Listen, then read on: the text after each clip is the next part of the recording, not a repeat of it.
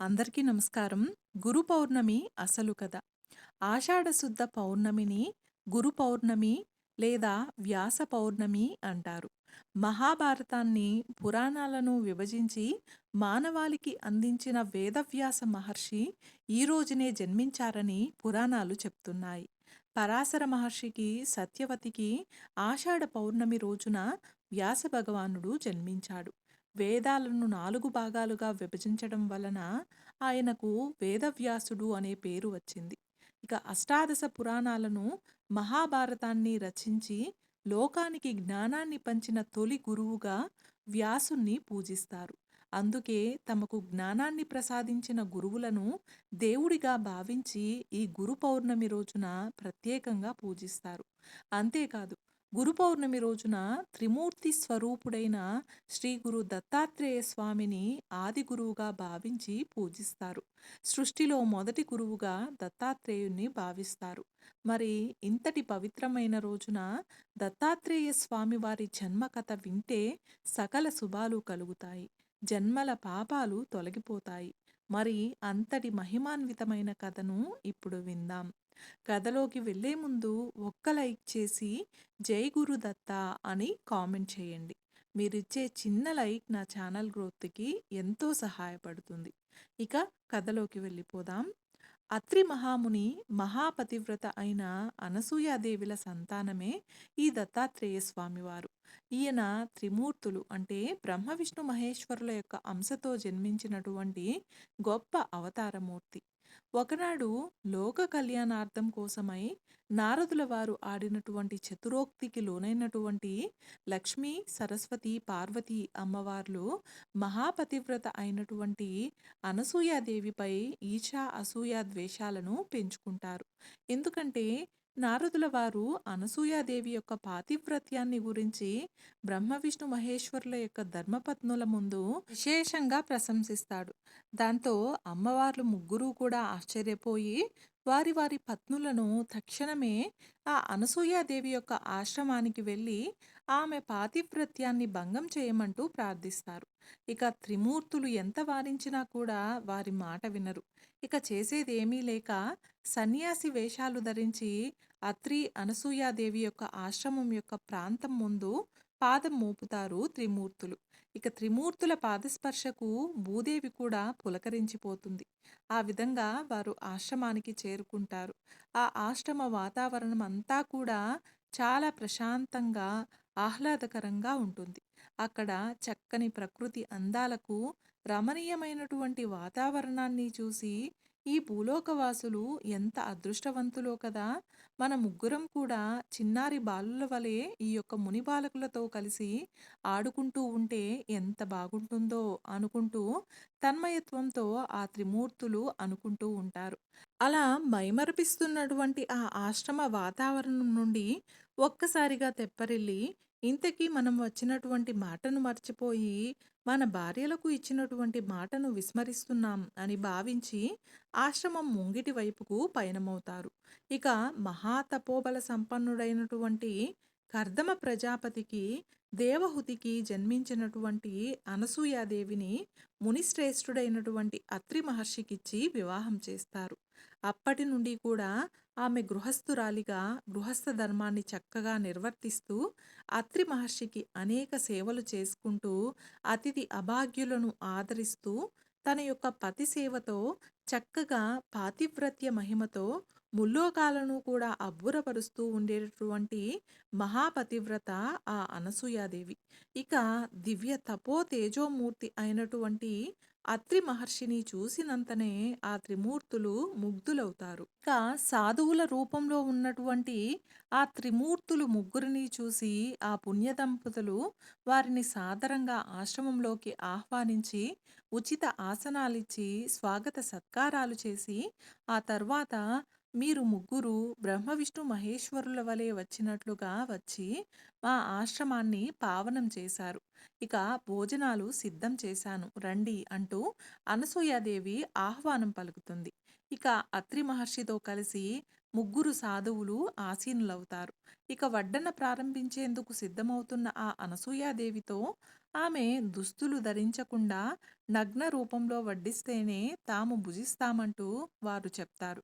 ఇక వారి పలుకులు విన్న ఆ పతివ్రత శిరస్సున పిడుగుపడినట్లుగా అనిపిస్తుంది. ఇక ఒక్కసారిగా తన యొక్క ప్రత్యక్ష దైవమైనటువంటి భర్తను మనసారా నమస్కరించుకుంటుంది. తరువాత పాతివ్రత్య జ్యోతి వెలిగిస్తుంది. ఇక ఆమె జ్ఞాననేత్రం తెరుచుకుంటుంది. కపట సన్యాసుల రూపంలో ఉన్నటువంటి త్రిమూర్తుల గుట్టు రట్టవుతుంది.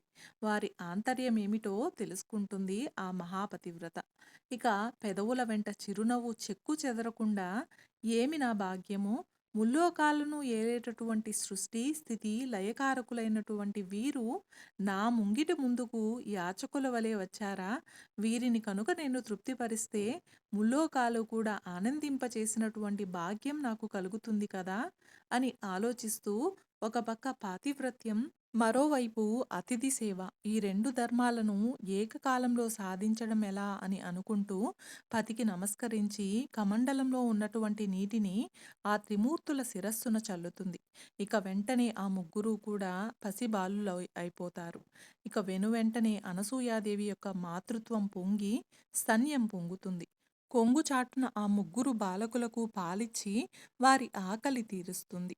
అంతలో ఋషికన్యలు ఋషి బాలురు కలిసి మెత్తని పూల పాన్పులతో ఉయ్యాలలు తయారు చేసి వారికి జోలపాట పాడి నిద్రపుచ్చుతారు. ఇంతటి మహద్భాగ్యం సృష్టిలో ఏ తల్లికి దక్కుతుందో చెప్పండి. ఆ వింత దృశ్యాన్ని చూసినటువంటి అత్రి మహర్షి ఒక్కసారిగా తుల్లిపడి మరలా తేరుకొని తన దివ్య దృష్టితో జరిగిందంతా జరగబోతుందంతా తెలుసుకుంటాడు. ఇక త్రిమూర్తుల యొక్క ఆశ్రమ ప్రవేశ సమయంలోనే ఆశ్రమ వాతావరణానికి తన్మయత్వంతో పలికినటువంటి పలుకులే కార్యరూపం దాల్చడం బ్రహ్మవాక్కుగా తలచి ఆ చిన్నారులు బుడిబుడి నడకలతో ఆడుతూ గెంతుతూ ఆ ముని బాలకులతో కలిసి వారి కలలు పండించుకుంటూ ఉంటారు.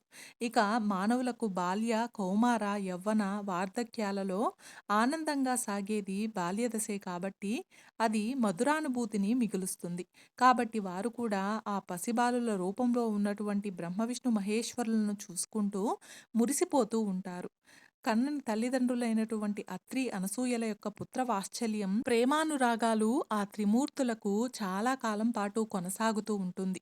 అలా ఉండగా ఇక లక్ష్మీ సరస్వతి పార్వతీదేవుల భర్తల యొక్క ఆచూకీ తెలియక గుబులు పుడుతుంది. అంతలో నారదుల వారి వలన అత్రి మహర్షి యొక్క ఆశ్రమం నందు జరిగినటువంటి వింత గురించి తెలుసుకుంటారు. దాంతో అనసూయాదేవిపై ఏర్పడినటువంటి ఈర్ష, అసూయ, ద్వేషాలు పటాపంచలవుతాయి. ఇక వారికి వెంటనే వారి యొక్క స్వరూపాలతోనే అనసూయ అత్రి మహాముని యొక్క ఆశ్రమానికి బయలుదేరుతారు. ఇక వారిని మునికన్యలు స్వాగతిస్తారు. ఆ సమయంలో అనసూయమ్మ ఆ చిన్నారులకు పాలిచ్చి ఊయలలో పడుకోబెట్టి జోలపాడుతూ ఉంటుంది. అంతలో ఆ ముగ్గురమ్మలను చూసి సాదరంగా ఆహ్వానించి స్వాగత సత్కారాలతో సుఖాసీనులను చేస్తుంది. ఇక పసిబాలుల రూపంలో ఉన్నటువంటి వారి వారి భర్తలను చూసుకుని పతిభిక్ష పెట్టమంటూ కన్నీళ్లతో అత్రి మహాముని అనసూయాదేవుల యొక్క పాదాలను ఆశ్రయిస్తారు. అయితే మీ భర్తలను గుర్తించి తీసుకుని వెళ్ళండి అంటూ అనసూయాదేవి హుందాగా చెప్తుంది. ఒకే వయస్సుతో ఒకే రూపంతో అమాయకంగా నోట్లో వేలు వేసుకొని అలా నిద్రిస్తూ ఉన్నటువంటి జగన్నాటక సూత్రధారులను ఎవరో గుర్తించలేకపోతారు ఆ తల్లులు. ఇక తల్లి, నీ పతిదీక్షను భగ్నం చేయాలని ఈర్ష్య, అసూయ, ద్వేషాలతో మేము చేసినటువంటి ఈ తప్పిదాన్ని మన్నించి మా భర్తలకు దయతో వారి వారి యొక్క స్వరూపాలను ప్రసాదించమంటూ ప్రాధేయపడతారు ఆ తల్లులు. అప్పుడు అనసూయాదేవి తిరిగి పతిని తలుచుకొని కమండలంలోని నీటిని తీసి వారిపై చల్లగా త్రిమూర్తులు సాక్షాత్కరించి ఈ యొక్క ఆశ్రమవాస సమయమునందు మీరు కన్న తల్లిదండ్రుల కంటే కూడా మిన్నగా మాకు పుత్ర వాత్సల్యాన్ని పంచిపెట్టారు. అయితే మీకు ఏం వరం కావాలో కోరుకోండి. మేము తప్పకుండా ప్రసాదిస్తాము అని అడుగుతారు. అప్పుడు నాయనలారా, ఈ పుత్ర వాత్సల్య భాగ్యాన్ని మీరే మాకు పంచారు. అది మాకు శాశ్వతంగా ఉండే విధంగా అనుగ్రహించండి అంటూ వరం కోరుకుంటారు. ఆ దంపతులు. ఇక అనసూయ ఆ ముగ్గురిని కూడా తన పిల్లలుగా బ్రహ్మ, విష్ణు, మహేశ్వరుల అంశతో దత్తాత్రేయుడుగా జన్మించవలసిందిగా వరం కోరుకుంటుంది. ఇక ఉయ్యాలలో ఉన్నటువంటి ఆ బాలురు అత్రి, అనసూయాదేవుల బిడ్డలై కొంతకాలం పెరిగిన తరువాత బ్రహ్మ, శివుడు వారి వారి అంశలను దత్తనారాయణుడికిస్తారు. అప్పటి నుండి ఆ స్వామివారు దత్తాత్రేయ స్వామివారిగా అవతారమెత్తుతారు. ఈ విధంగా దత్తాత్రేయ స్వామివారి జననం జరిగింది. ఇక గురు పౌర్ణమి రోజునే శివుడు ఆదియోగిగా మారి మొట్టమొదటిసారిగా సప్త ఋషులకు యోగ జ్ఞానాన్ని అందించాడని మరో ఆధ్యాత్మిక కథనం చెబుతోంది. పరమశివుడు దక్షిణామూర్తిగా మారి సప్తర్షులకు జ్ఞానబోధ చేసిన రోజు ఇదే. వేల సంవత్సరాల క్రితం హిమాలయాలలో పరమశివుడు ఆనంద తాండవం చేస్తూ యోగస్థితిలో ఉన్నప్పుడు ఏడుగురు సాధకులు సప్తర్షులు ఆయనను ఆశ్రయించారు. శివుని అనుగ్రహం కోసం వారు దశాబ్దాల పాటు కఠోర సాధన చేశారు. వారి నిష్టను చూసి ప్రసన్నుడైన శివుడు ఆషాఢ పౌర్ణమి నాడు తన మౌనాన్ని వీడారు.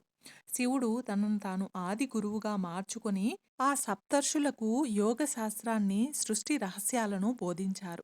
ఆ రోజే గురు శిష్య పరంపరకు అంకురార్పణ జరిగింది. జీవితంలో ఉన్నత స్థానానికి చేరడానికి కారణమైన తల్లిదండ్రులు, ఉపాధ్యాయులు లేదా ఆధ్యాత్మిక గురువులను దర్శించుకొని వారి ఆశీస్సులు ఈ రోజున తీసుకోవాలి. ఈ రోజున దత్తాత్రేయుణ్ణి, షిరిడీ సాయిబాబా, రాఘవేంద్ర స్వామి వంటి సద్గురువుల ఆలయాలను దర్శించి గురుచరిత్ర పారాయణ చేయడం చాలా మంచిది. చూశారు కదండి! ఈరోజు మనం గురు పౌర్ణమి సందర్భంగా శ్రీ గురు దత్తాత్రేయ స్వామి వారి జన్మకథను గురించి విన్నాం కదా! ఈ వీడియో మీకు నచ్చినట్లయితే ఒక్క లైక్ చేసి నా ఛానల్‌ని సపోర్ట్ చేయండి. ఇంకా మరెన్నో ఇంట్రెస్టింగ్ వీడియోస్ కోసం నా ఛానల్‌ని సబ్స్క్రైబ్ చేయండి. Thank you. Thanks for watching.